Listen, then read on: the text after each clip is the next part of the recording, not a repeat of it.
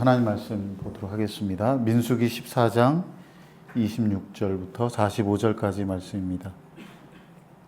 여호와께서 모세와 아론에게 말씀하여 이르시되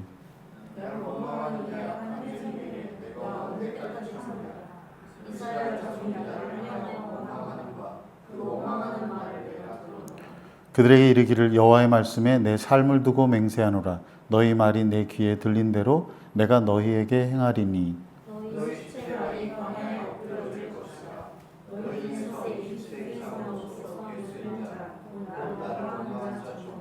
여분네의 아들 갈렙과 눈의 아들 여호수아 외에는 내가 맹세하여 너희에게 살게 하리라 한 땅에 결단코 들어가지 못하리라.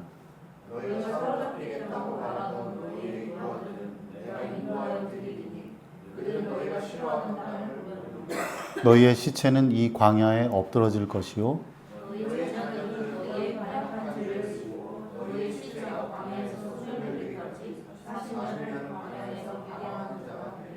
너희는 그 땅을 정탐한 날 수인 40일의 하루를 1년으로 쳐서 그 40년간 너희의 죄악을 담당할지니 너희는 그제서야 내가 싫어하면 어떻게 되는지를 알리라 하셨다 하라.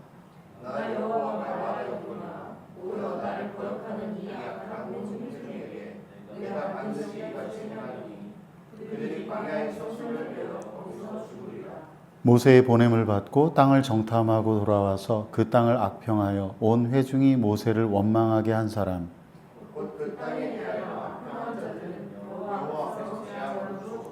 그 땅을 정탐하러 갔던 사람들 중에서 오직 눈의 아들 여호수아와 여분네의 아들 갈렙은 생존하니라.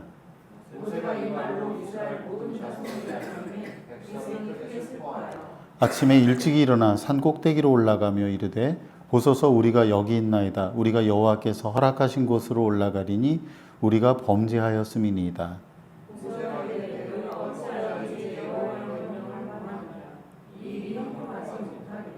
여호와께서 너희 중에 계시지 아니하니 올라가지 말라. 너희의 대적 앞에서 패할까 하노라.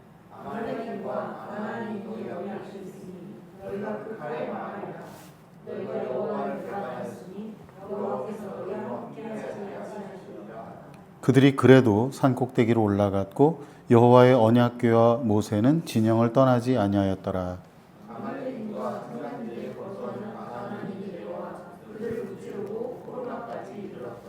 아멘. 예. 우리가 지난주 말씀에 광야에서 먹을 것이 없다. 이 만나 외에는 먹을 것이 없다면서 불평하고 원망했던 이스라엘이 하나님께서 심판하셔가지고 고기를 많이 얻었지만 더 욕심부리고 더 불평하는 그들이 광야에서 죽게 되었다는 이야기를 나누는데요.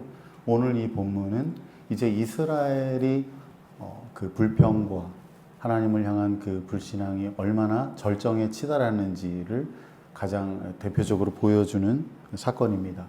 오늘 이 본문 말씀 가지고 끝까지 믿음을 붙들어라 는 제목으로 함께 말씀 나누겠습니다. 가데스 바네아에서 하나님께서 모세에게 명령하셔가지고 이제 이스라엘 백성들 가운데 정탐꾼을 뽑아 가나안 땅을 정탐하라고 말씀하셨습니다. 이제 가나안 땅에 들어가기 그 전에 그 땅을 한번 살펴봐라 하셨는데요. 이스라엘 12지파에 속한 지도자들 가운데 한 사람씩 선발되었습니다. 모세가 가나안 땅을 정탐할 때 다음과 같은 사항을 염두에 두라고 그들에게 말했습니다. 그 땅의 백성이 수가 많은지 적은지, 그 땅의 백성들이 강한 사람들인지 약한 사람들인지를 보라고 했습니다.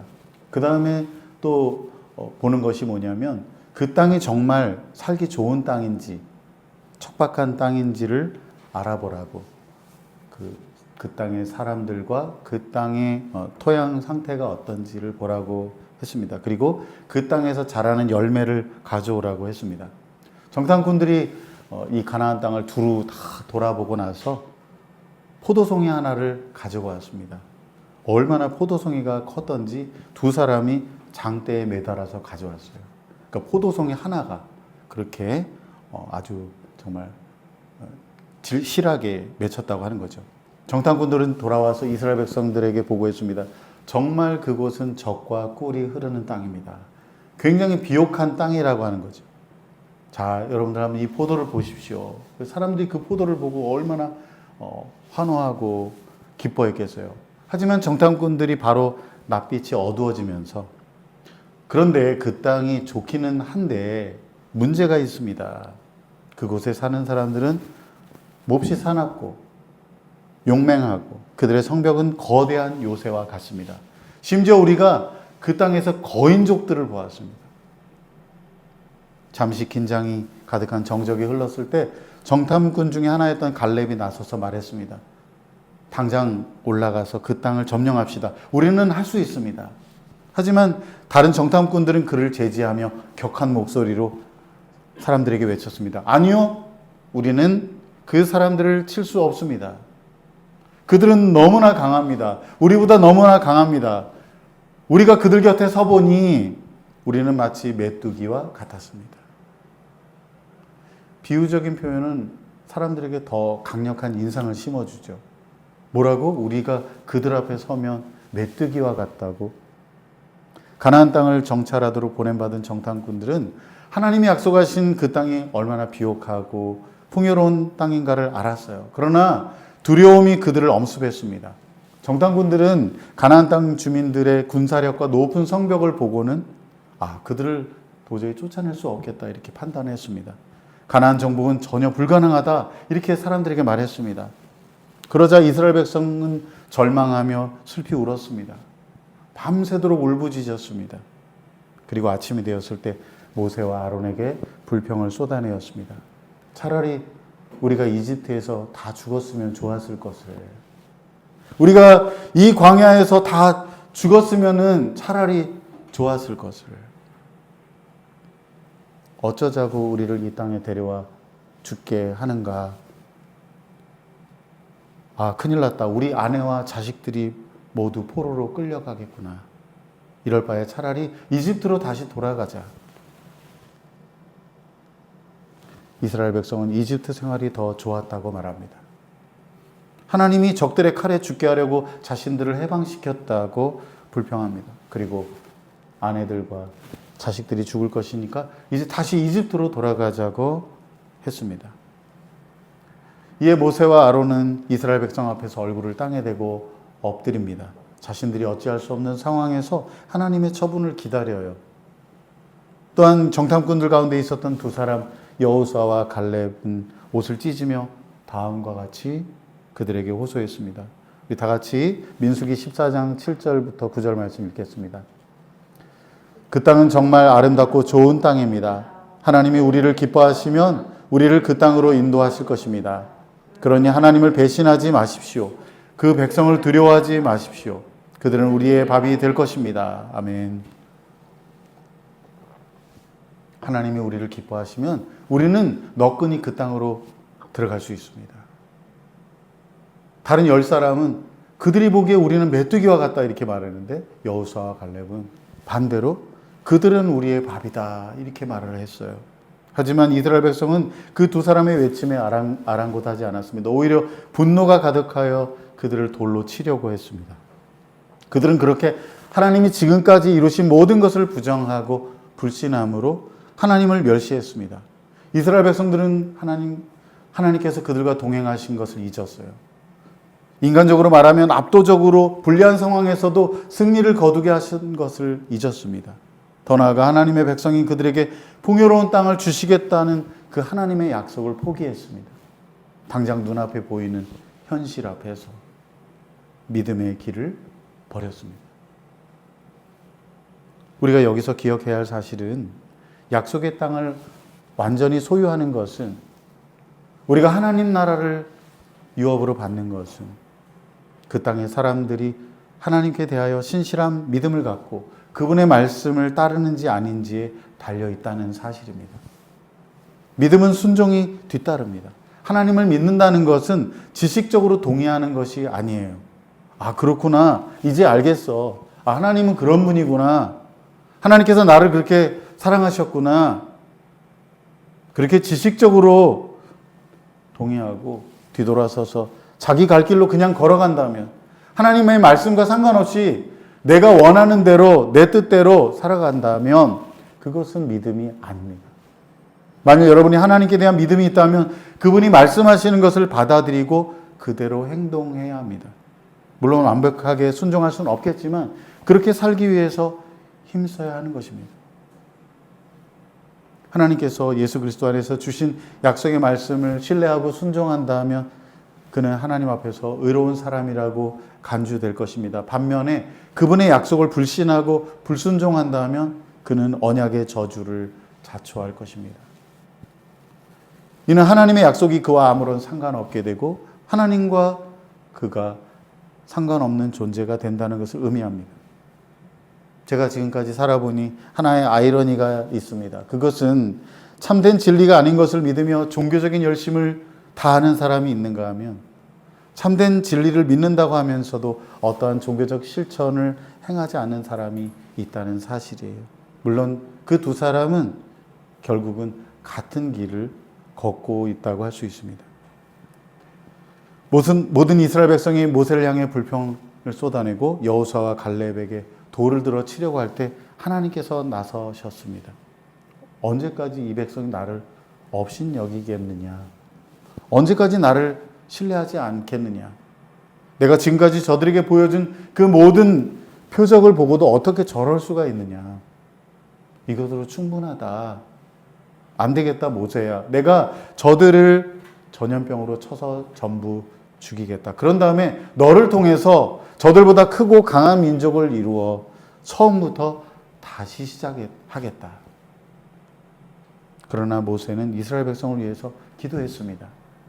하나님께서 이집트에서 이스라엘 백성을 그 큰 능력으로 구원하셨는데 이제 와서 그들을 다 죽이시면 어떻게 합니까? 이집트를 비롯해서 많은 나라들이 그 소식을 듣고 하나님이 약속의 땅으로 데려갈 능력이 없어서 저들을 광야에서 다 죽였다고 조롱하지 않겠습니까? 또 한 가지가 있습니다. 하나님은 노하기를 더디하시고 사랑이 많으신 분이시니 이제 다시 한번 용서를 베풀어 주시기를 간구합니다. 그렇습니다. 모세는 하나님의 이름이 사람들에게 무시당하거나 그분의 영광이 더럽혀지기를 원치 않았습니다. 그래서 용서해달라고 간구했습니다. 또한 모세는 하나님의 성품에 호소했습니다. 하나님은 노하기를 더디하시는 분이시죠. 사랑이 많으시죠. 이번에도 한 번만 용서해 주십시오. 이렇게 간구했습니다. 이에 하나님께서 용서하겠다고 대답하십니다. 하지만 끊임없이 불신하고 불순종하는 자들에 대해서는 징계해야 되겠다고 말씀하세요. 20세 이상의 성인은 약속의 땅 가나안을 보지 못하고 전부 광야에서 죽을 것이다. 한두 번이 아니죠. 끊임없이 하나님을 반역하고 불신하고 불순종하는 그들은 가나안 땅에 들어가지 못할 거야. 내가 전부는 다 버리지 않겠어. 그러나 그들은 징계를 받게 될 거야. 싸움에 나갈 만한 장정이 60만 명이 되었다고 했어요. 20세 이상의 성인이 60만 명이나 되는데 그들이 모두 광야에서 불신과 불순종 가운데 죽을 거라는 말씀입니다. 오히려 그들이 포로로 끌려갈지 모른다고 했던 그 자녀들은 그들이 너무나 싫어했던 그 가나안 땅에 들어가게 될 거라고 말씀하세요. 가나안 땅을 40일간 정탐했으니 하루를 1년으로 셈하여 40년 동안 그들은 죄값으로 징계를 받아 광야에서 방황하게 될 거라고 하셨습니다. 그들이 정탐을 시작했던 가데스 바네아에서 가나안 땅은 불과 100여 킬로밖에 되지 않아요. 그냥 몇 시간 차를 타고 가면 되는 그 거리예요. 그런데 그 광야를 40년간 방황을 했습니다. 그들이 자초한 일입니다.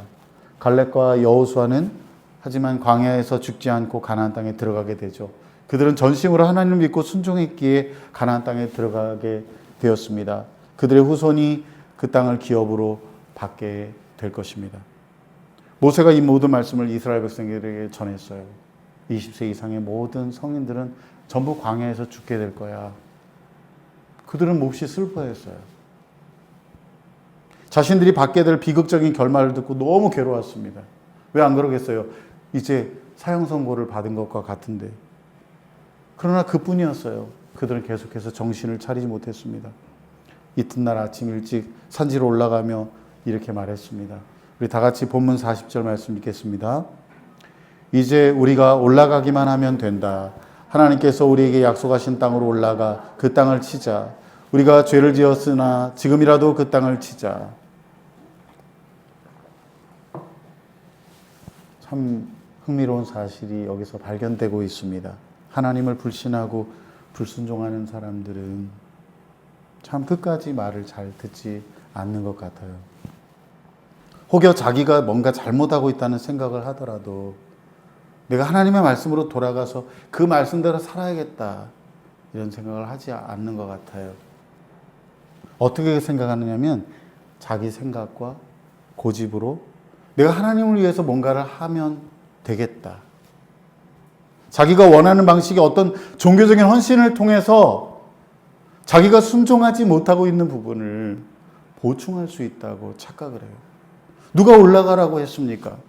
누가 그 땅을 차지할 수 있다고 했습니까? 우리가 죄를 지었으나 지금이라도 그 땅을 치자. 누가 명령했습니까? 그들이 스스로 생각했습니다. 그래서 모세가 그들을 만류했습니다. 군사력도 무기도 형편없는 상태에서 무슨 힘으로 전쟁에 능한 가나안 주민들을 제압할 수 있겠어요? 하나님께서 그들과 함께 하시면 아무리 강한 군대라도 단번에 제압할 수 있지만, 물리칠 수 있지만 하나님께서 불신하고 불순종하는 그들과 함께하지 않으시는데 어떻게 적들을 이길 수가 있겠어요? 하나님이 함께하지 않으시는데 어떻게 적들을 이길 수가 있겠어요? 그러나 그들은 완고한 마음을 버리지 않았어요. 아니야, 될 거야. 아니야, 우리는 할 수 있어. 자신만만하게 무모하게 산지로 올라갔습니다. 어떻게 되었어요? 산지에 있던 가나안 주민들이 내려와서 그들을 단박에 쳐서 물리쳤습니다. 충동적인 그들의 어리석은 행동은 그만 비극으로 끝났습니다. 우리는 종종 하나님을 불신하고 불순종한 상태에서 얼마나 많은 사람들이 영적인 평안의 유익을 잃어버리는지 보게 됩니다. 번번이 실패하는 인생을, 그 씁쓸한 인생을 사는 것을 봅니다. 그들은 하나님의 이름으로 살지만 항상 바람에 흔들리는 나무처럼 살아갑니다. 살아가는 동안 하나님께서 주시는 지혜와 분별력을 얻지 못하여 올바른 결정을 내리는 것을 너무나 힘들어합니다. 이렇게 사는 게 맞을까? 저렇게 사는 게 맞을까? 걱정과 두려움이 그들의 사고 패턴을 지배합니다. 결국 누가 뭐라고 하지 않더라도 스스로 인생의 길을 방황하며 실패하며 그렇게 안타까운 삶을 살아가게 되는 겁니다. 우리 다 같이 히브리서 3장 12절부터 14절 말씀 읽겠습니다. 형제 자매 여러분 가운데 믿지 않는 악한 마음을 품고서 살아계신 하나님을 떠나는 사람이 아무도 없도록 조심하십시오. 오늘이라고 하는 그날 서로 권면하여 아무도 죄의 유혹에 빠져 완고하게 되지 않도록 하십시오. 우리가 처음 믿을 때에 가졌던 확신을 끝까지 가지고 있으면 우리는 그리스도께서 주시는 구원을 함께 누리는 사람이 될 것입니다. 아멘. 지금 우리가 함께 읽은 이 본문 말씀이 오늘 설교 본문을 해설하는 말씀입니다. 히브리서 저자는 가나안 땅에 들어가지 못했던 이스라엘 백성의 이야기를 우리에게 상기시켜 줍니다. 그들은 자꾸만 미혹이 되어서 그분의 길을 알지 못했습니다. 그들은 악한 마음을 품었습니다. 어떤 마음이요? 진실하지 못하고 불신앙의 마음으로 살았습니다. 그래서 그들은 안식에 들어갈 수 없었다. 구원에 이르지 못했다고 말씀합니다.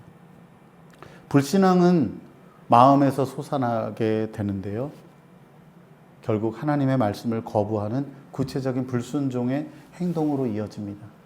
그러니까 불신으로부터 불순종이 이어지는 거죠. 다시 말해서 하나님의 말씀에 대한 불순종은 뭐냐면 그가 하나님을 불신한다는 의미입니다. 순종으로 이어지지 않는 것은 믿음이 아니에요.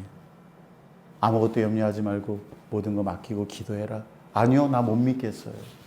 그러면 기도할 수가 없는 거예요. 너의 길을 여호와께 맡겨라. 그가 너를 인도하실 것이다. 아니요, 못 믿겠어요. 내가 한번 해보겠어요. 내 힘으로 해보겠습니다. 내가 열심히 해보겠습니다. 하나님을 불신하면 불순종하게 되는 거죠. 불신하고 불순종하는 사람은 결국 살아계신 하나님을 떠나게 된다고 말씀합니다.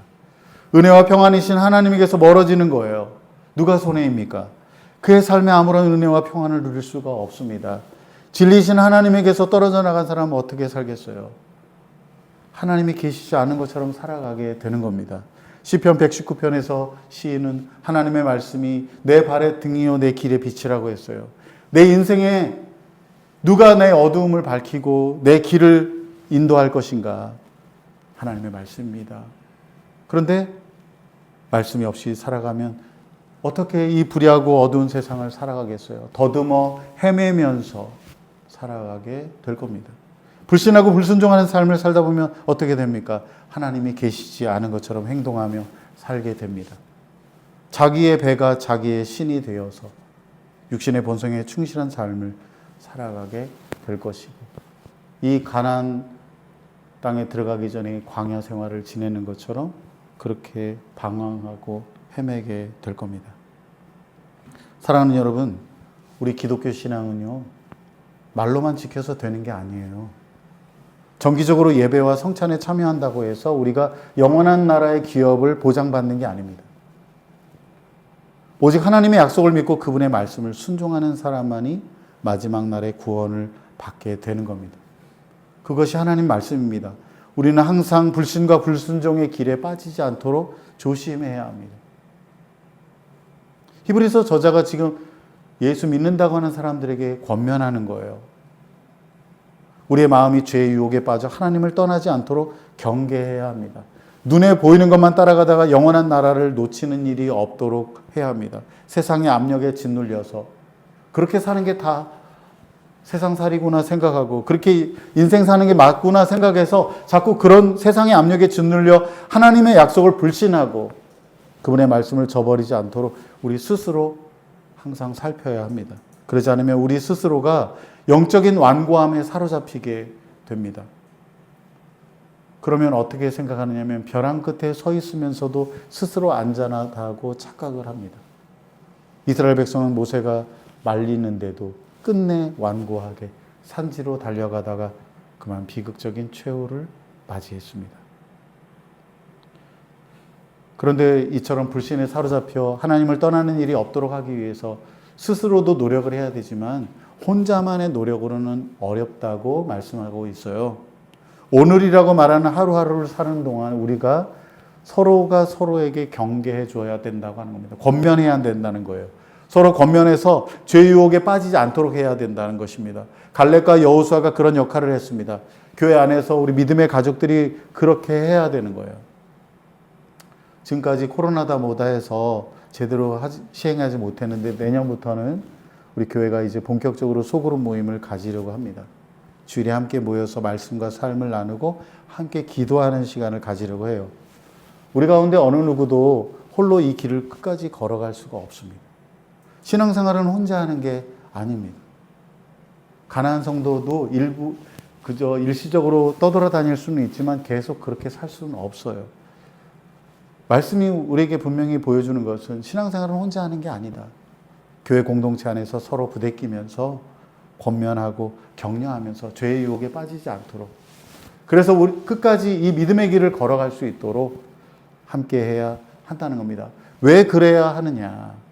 방금 읽은 이 히브리서 3장 14절 말씀 앞부분에 번역에서 빠져 있는데 왜냐하면이라는 것이 빠져 있어요. 왜냐하면 우리가 처음 믿을 때에 가졌던 확신을 끝까지 가지고 있을 때 우리가 비로소 그리스도께서 주시는 구원을 함께 누리는 사람이 될 것이기 때문입니다. 우리가 끝까지 믿음을 붙들어야만 우리가 그리스도와 함께 그 나라를 유업으로 받는다는 것입니다. 우리 모두 끝까지 함께 갈 수 있도록 서로를 위해 기도하시기를 바랍니다. 한 사람도 믿음에서 떨어지지 않도록 우리가 서로 믿음 가운데 잘 살자고 권면하고 격려하기를 바랍니다. 어느 누구도 죄의 유혹에 빠져서 완고하게 되지 않도록, 그래서 하나님을 떠나지 않도록 그렇게 해야 되겠습니다. 그래서 우리 모두 하나님 나라의 영원한 안식에 이를 수 있기를 바랍니다. 말씀을 맺습니다. 이스라엘 백성 가운데 출애굽 1세대는 60만이 넘는 사람들이 전부 광야에서 죽었습니다. 죄의 유혹에 빠져 불신하는 마음으로 하나님을 떠났기 때문에 가나안 땅에 들어가지 못했습니다. 이것은 옛날의 이야기가 아니라 오늘날 우리에게 주시는 교훈입니다. 거울로 삼으라고 주신 말씀입니다. 사랑하는 여러분, 믿지 않는 악한 마음을 품고 불순종하다가 살아계신 하나님을 떠나는 일이 없도록 조심하기를 바랍니다.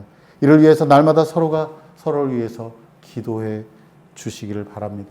아무도 죄의 유혹을 받아 완고하게 되지 않도록 서로 권면하고 격려하고 경계하기를 바랍니다. 그러면 저와 여러분 모두가 그날에 예수 그리스도와 함께 영원한 하나님 나라를 유업으로 받게 될 것입니다. 기도하겠습니다.